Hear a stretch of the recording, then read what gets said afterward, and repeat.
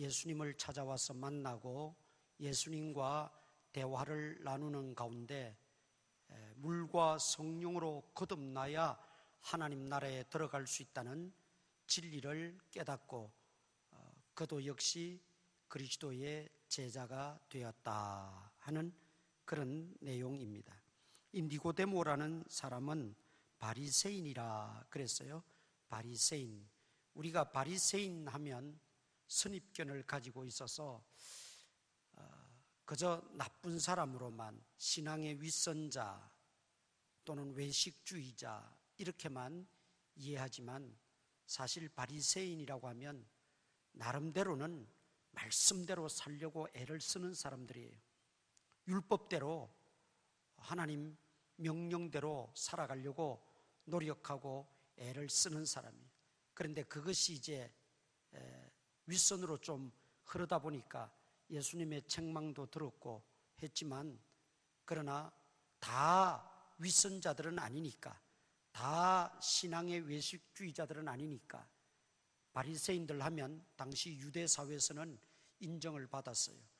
그래서 사도 바울이 나중에 자신을 소개하고 언급할 때에 뭐라고 말합니까? 나는 히브리 중에 히브리인이요, 가말리엘 문화생이요, 나는 바리새파 속한 사람이라 그렇게 말해요. 바리새파, 즉 바리새인이 아무것도 아니고 욕만 얻어먹으면 바울이 언급할 이유가 없겠죠. 그러나 바울이 이렇게 자기도 바리새인이었다고 언급하는 것을 보면 그 당시에 바리새인은 모두가 다 완벽하지는 못하는 것처럼 그 중에 물을 흐리는 그런 바리새인도 있었지만, 대부분의 바리새인들은 나름대로 하나님 말씀대로 살려고 노력을 하고 애를 썼던 그런 인물들임에 틀림없습니다. 오늘 이 니고데모도 보면 그런 사람 중에 한 사람이에요. 바리새인이었고 또 유대인의 지도자라 그랬어요. 당시에 사내들인 의회 70명의 의회 의원으로 구성이 되어 있어서 이 사내들인 의회가 정치, 종교, 행정, 모든 사법권까지 다 쥐고 이제 통치하던 그런 아주 막강한 권력을 가지고 있는 그 기관이 사내들인 의회였는데 거기 의원이었다 그런 말입니다. 그리고 10절에 보니까 예수께서 그에게 대답하여 이르실 때 너는 이스라엘의 선생으로서 이런 것들을 알지 못하느냐. 니고데모는 이스라엘의 선생 랍비였다는 것입니다. 랍비, 성경 율법을 해석하고 가르치기도 하고 또 일상적인 삶의 어떤 지도자격으로 또 지도하기도 하고, 이런 역할이 이 니고데모가 가지고 있는 신분이고 역할이었습니다. 자, 그러니 당시에 유대 당국에서는 예수님을 인정하지 않았어요. 예수님을 굉장히 경계했습니다. 우리 유대교를 말살시키는 암적 존재다, 그렇게까지 생각하고는 예수님을 가까이 하고 예수님을 따르는 것을 허용하지 않았어요. 그런데 유대인의 지도자요, 유대인 사내들인 의원인 이 니고데모가 공개적으로 예수님을 찾아오게 되면 그것은 굉장한 파문을 일으키게 됩니다. 심하면 출당 당하게 됩니다. 그러면 신분이나 위치, 어떤 지금까지 누리고 있던 모든 것들을 다 잃어버리게 됩니다. 쫓겨나게 되고. 이게 작은 문제가 아니에요. 그러니까 밤중에 조용히 예수님을 찾아왔다는 것이죠. 그가 볼 때도 예수님은 비범한 분임을 알았어요. 그냥 평범한 어떤 랍비, 평범한 선지자 이런 정도가 아니라 하늘에서부터 하나님께로부터 오신 선생, 그 정도로 비범하게 예수님을 알고 있었다는 것이죠. 그래서 예수님을 한번 만나서 예수님과 대화를 하고 내가 저 예수님에 대한 실체를 바로 알아야 되겠다, 그런 열망이 그에게 있었다는 것입니다. 그래서 밤중에라도 몰래 찾아왔어요. 예수님을 알아보고 만나고자 한 니고데모의 열의가 가상한 것입니다. 여러분, 예수님 만나는 것이 이 축복인데 예수님을 만나고자 하는 열망을 가졌다 하는 것 얼마나 귀한 것인지 몰라요. 누가복음 19장에 보면 삭개오가 나오지요. 삭개오는 돈도 많이 벌었어요. 부자였어요. 그리고 세리장이었어요. 그리고 모든 삶이 안정되어 있는 그런 참으로 기득권자 중에 기득권자였어요. 부족한 게 없어요. 모자람도 없어요. 뭐 염려하거나 미래가 걱정되거나 그런 게 전혀 없는 사람이에요. 그런데 그 마음은 공허했어요. 그 심령은 늘 배고팠어요. 성경이 이렇게 말하죠. 사람이 떡으로만 살 것이 아니요 하나님의 입에서 나오는 하나님의 말씀으로 살 것이니라. 진정한 변화를 갈망하고 진정한 삶을 추구하게 되면 그저 사람이 먹고 마시는 것이 전부가 아니라는 걸 깨닫게 돼요. 하나님의 나라는 먹고 마시는 것에 있는 것이 아니고 의와 진리와 평강이니라 말씀했어요. 먹고 마시는 것이 전부가 아니에요. 먹고 마시는 것이 부족함이 없다고 인생에 낙이 오고 진정한 평강이 찾아오고 진정한 의를 이루는 것이 아니라는 거죠.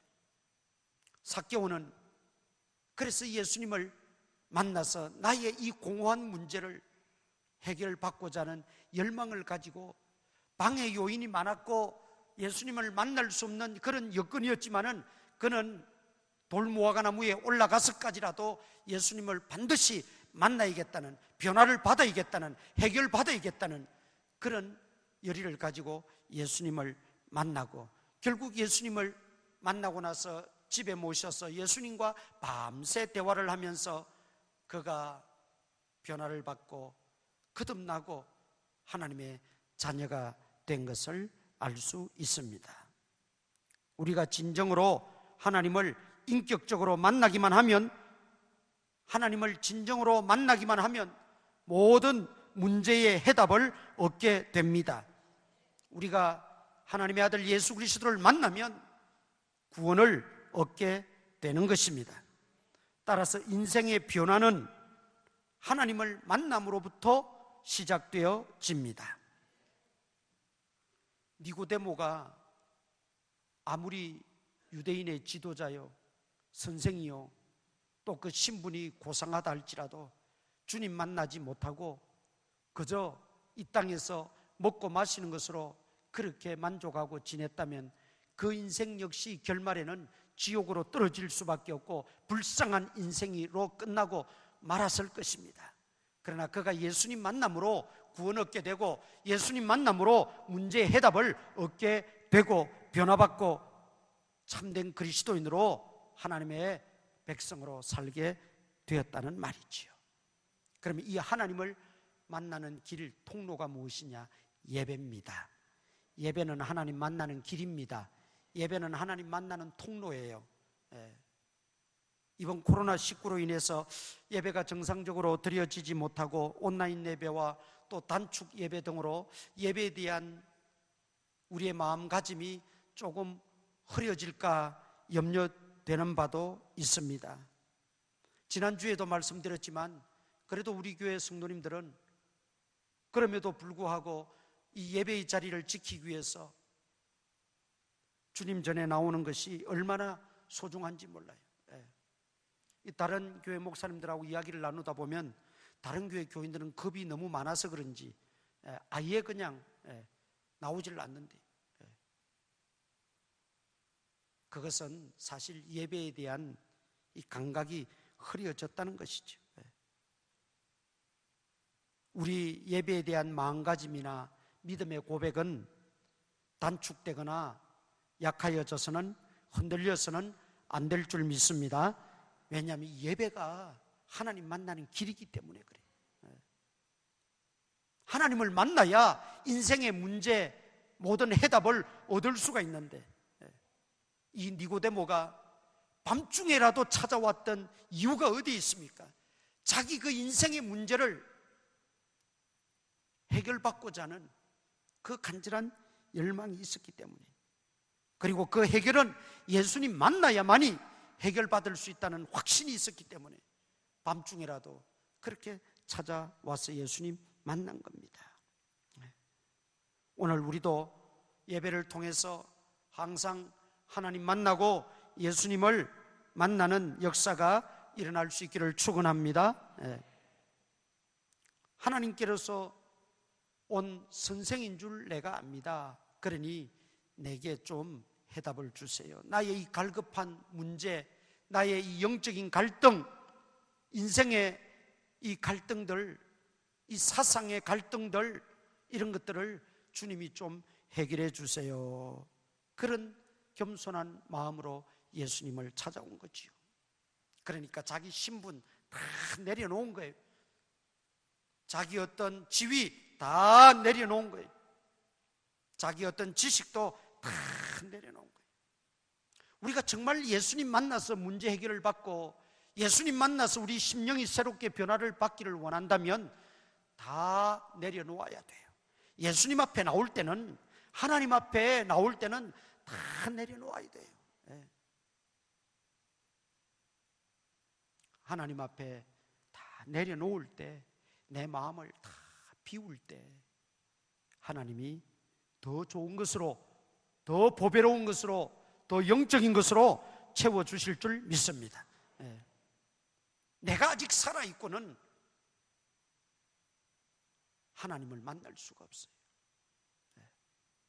겸허하게, 겸손하게 하나님 앞에 내 모든 것을 다 내려놓고 하나님 앞에 나오는 것이 중요합니다. 자, 그가 예수님께 와서, 선생님은 하나님께로부터 온 분임을 내가 생각합니다. 선생님이 행하는 그 기적이나 표적 보니까 하나님이 함께 하시지 않으면 그런 기적들이 일어나지 않을 줄 압니다. 예수님에게 지금 그 고백을 하고 있어요. 그런데 여기에 고백도 조금 미흡합니다. 왜냐하면 뭐라고 말합니까? 2절에 보니까 예수께 와서 이르되 랍비여, 우리가 당신은 하나님께로부터 오신 선생인 줄 아나이다.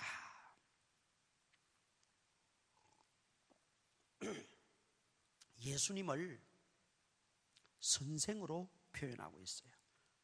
자기도 선생입니다. 자기는 이스라엘의 지도자요, 선생이에요.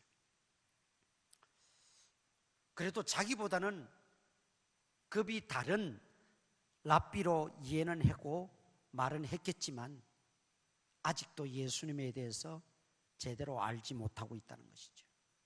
예수님은 물론 랍비이기도 하십니다. 하나님의 말씀을 가르치셨으니까 랍비죠. 또 다른 사람들의 고백처럼 선지자 중에 한 분이기도 하십니다. 그러나 그것은 예수님에 대한 완전한 지혜는 아니지요. 우리 예수님은 살아계신 하나님의 아들이시요, 우리의 그리스도 메시아 구원자입니다. 이게 예수님에 대한 확고한 불변의 진리고 지식이에요.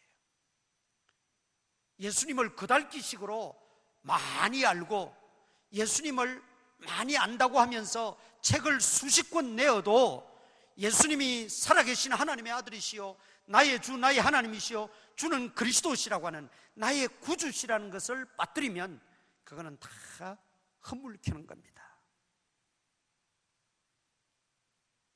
지금 니고데모는 아직까지는 예수님을 나의 주, 나의 하나님, 나의 구주 예수님으로 받아들이지 못하고 있어요. 이게 이제 나중에 변화를 받고 결국 예수님은 나의 주, 나의 하나님으로 고백하고 참된 제자가 됩니다만,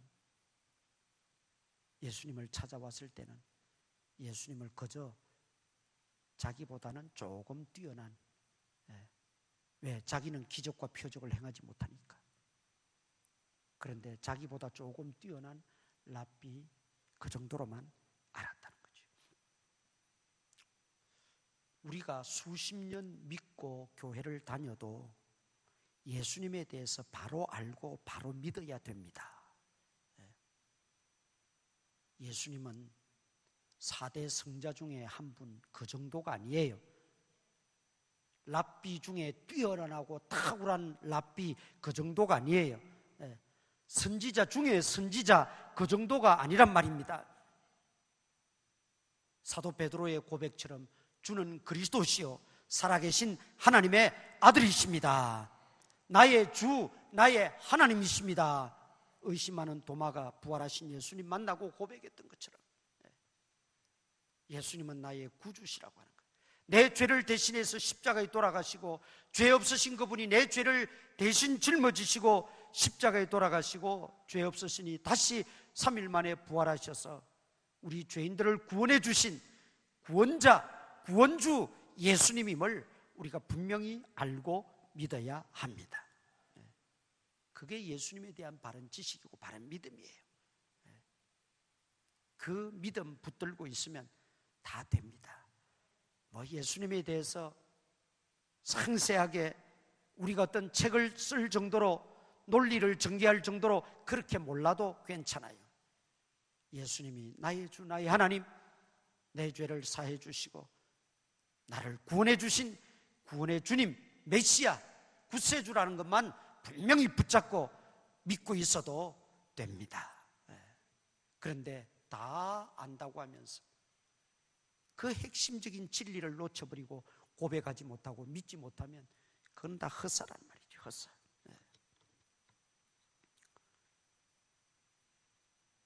하나님께로부터 오신 선생인 줄 압니다. 우리는 그걸 뛰어넘어야 돼요. 그걸 뛰어넘어 예수님은 나의 주, 나의 하나님이십니다 고백할 수 있어야 됩니다. 그럴 때 진정으로 우리 속에 거듭남의 역사가 일어납니다. 변화 역사가 시작되는 거예요. 그래서 예수님은 주제를 바꾸어 버려요.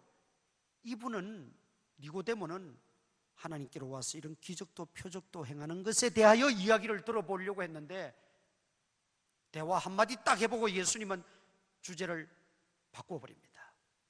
거듭남에 대해서 말씀합니다. 거듭남에 대해서. 물과 성령으로 거듭나야 한다. 거듭나지 않으면 하나님 나라를 볼 수 없다. 하나님 나라에 들어갈 수 없다. 구원받을 수 없다. 그 말이지요. 그러니까 그 말을 이해를 못해요. 왜? 거기에 대한 관심도 없었으니까. 어떻게 사람이 어머니 뱃속에 들어가서 다시 태어난단 말입니까? 이 born again, 거듭나야 된다는 말, born again, 다시 태어나야 된다는 말을 어머니 뱃속에서 출생하는 것으로 오해를 한 거죠.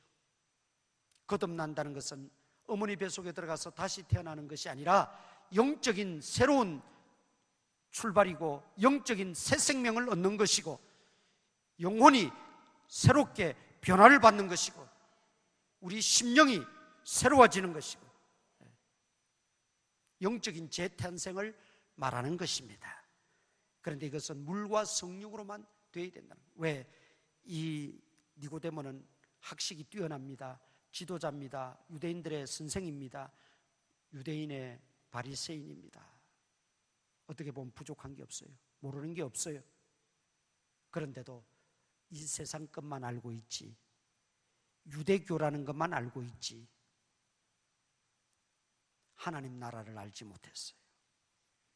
하나님 나라의 일이 무엇인지 알지 못했고, 하나님 나라 백성이 어떤 존재임을 알지 못했고, 하나님 나라가 어떤 곳인지를 알지를 못했다는 거예요. 그러니까 그의 관심은 그저 세상에서 기적이 일어나니까 대단하다, 나도 저거 좀 배웠으면 어떻게 저런 일을 행할 수 있지, 세상 일에만 집착해 있다는 거죠. 그래서 하나님은 이 니고데모를 거듭나게 하시려고, 하나님의 사람으로 만드시려고, 이 세상이 전부가 아니라 영원한 넷세가 있다는 걸 가르쳐 주시기 위해서 거듭남의 비밀을 말씀하시는 거예요. 물과 성령으로 거듭나야 된다. 그렇습니다. 오늘 우리들도 물과 성령으로 거듭나야 될 줄 믿습니다. 거듭나는 것은 내 인생의 주인이 바뀌는 걸 말하는 거예요.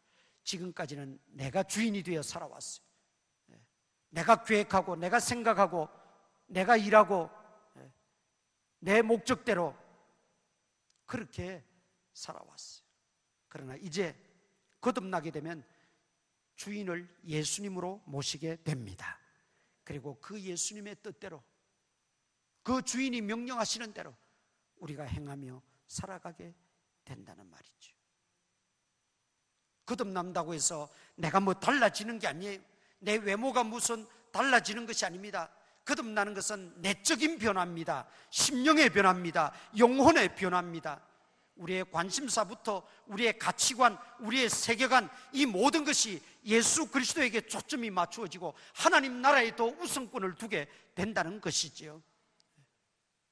거듭나기 전에는 먹고 마시는 것이 전부인 줄 알고 그 먹고 마시는 것 좀 더 남보다 더 잘하기 위해서, 남보다 더 편안하기 위해서, 남보다 더 우월하기 위해서 그저 거기에만 치중하고 거기에만 빠져서 살아오지만, 이제 하나님 나라가 있음을 알고 하나님 나라에 속한 백성임을 알고 거듭난 심령이 되면 이제 하나님 나라를 위해서 살게 되고 먼저 그 나라와 그 의를 구하며 살아가게 된다는 것이죠.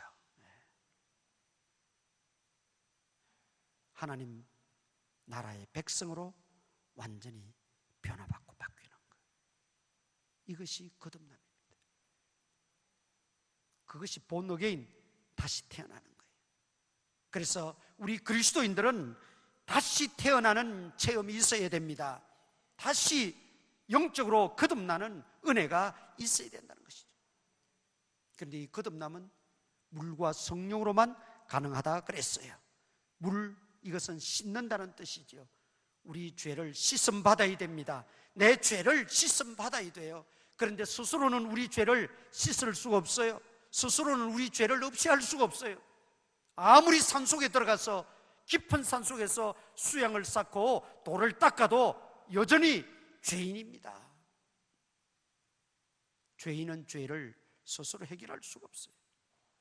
그래서 하나님께서 외아들 예수 그리스도를 이 땅에 보내주신 겁니다. 죄 없으신 분이에요. 그분이 우리 죄를 대신해서 십자가에 돌아가심으로 예수 그리스도의 보혈로 우리 죄가 씻음 받았습니다.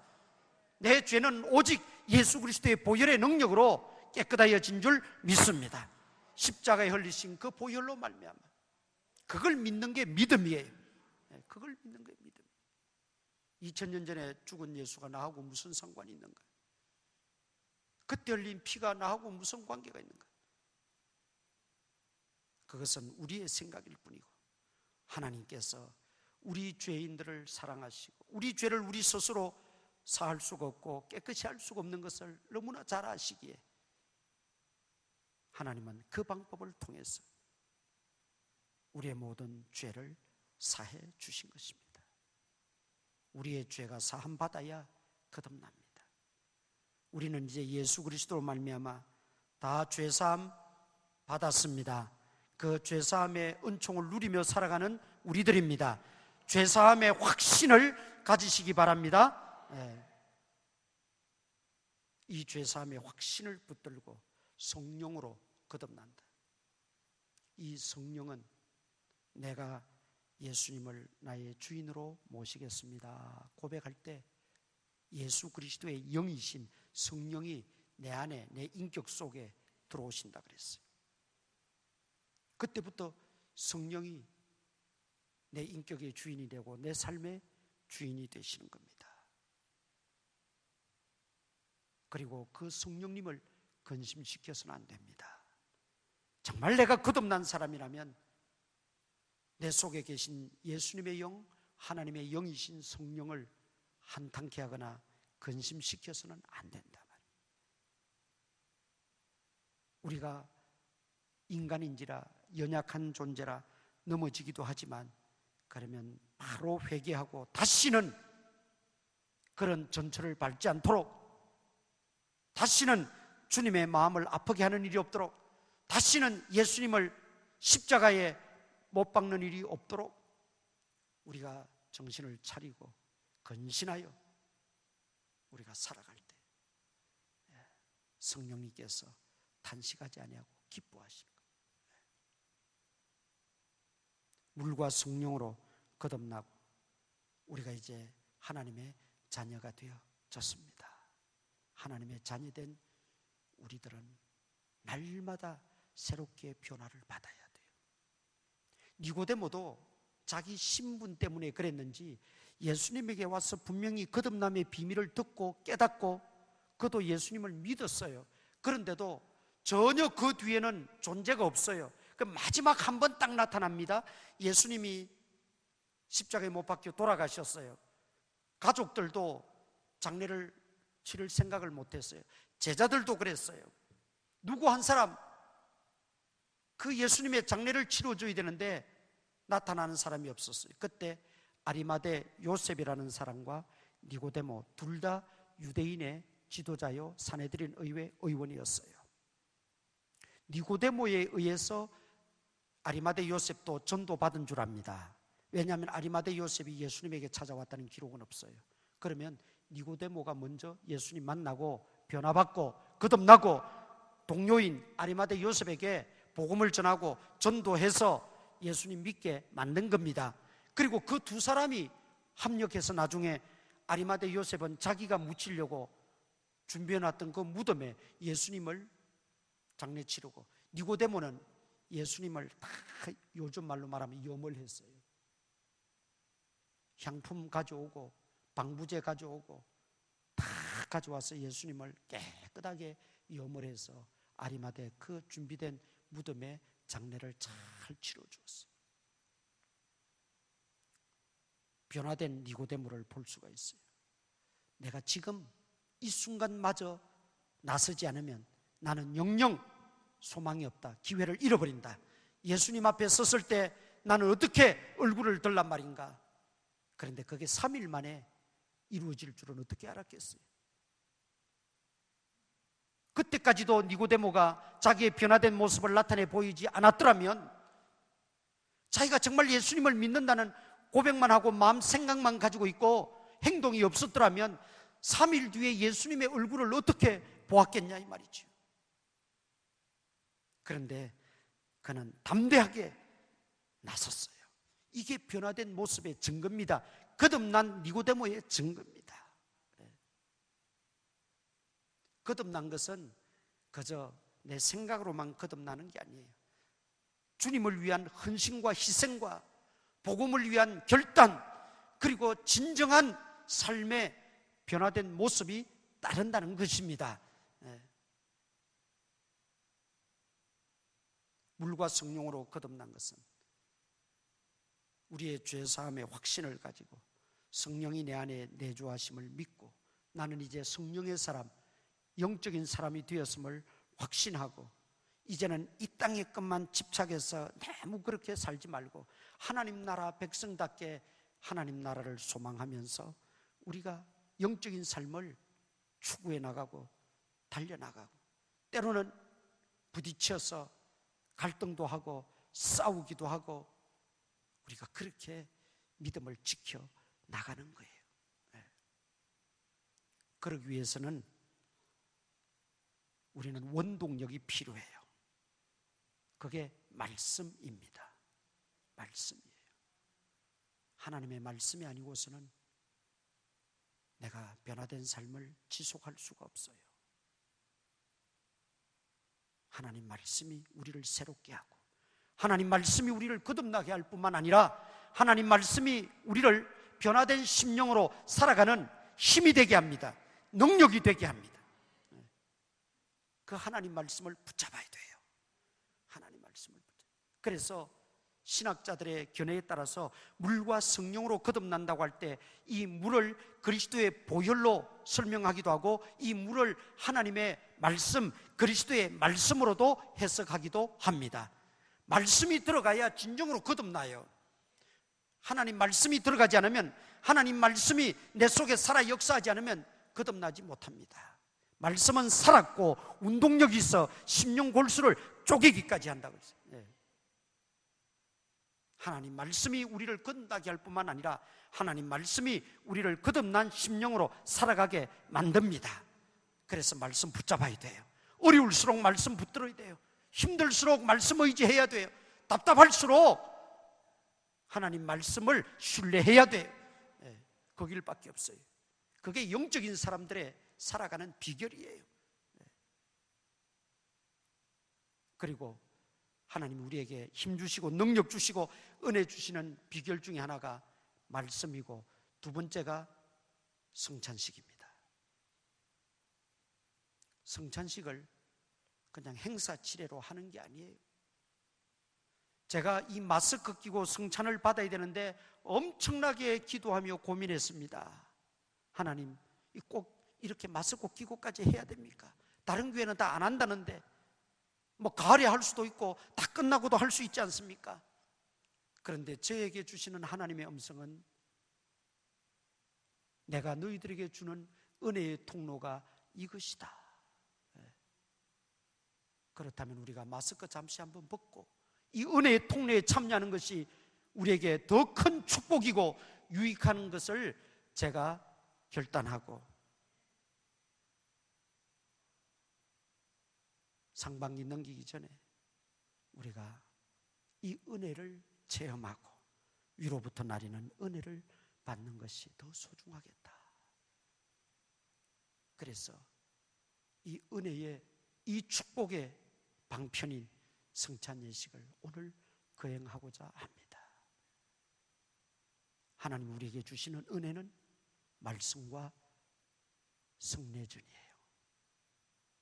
그저 행사하는 것으로 끝나지 말고 우리 자신들을 다시 한번 돌아보고 다시 내 모든 것을 하나님께 맡기며 하나님의 돕는 은혜를 구하고 거듭난 심령으로 다시 한번 결단하면서 성령님을 기쁘게 하며 살아가겠다고 하는 그런 마음가짐이 오늘 회복되어지시기를 바랍니다. 그래서 이 성찬의 의미가 다시 한번 여러분에게 귀하게 역사할 수 있기를 바랍니다. 기도하겠습니다. 이 시간 우리 한번 조용히 묵상으로 기도하십시다.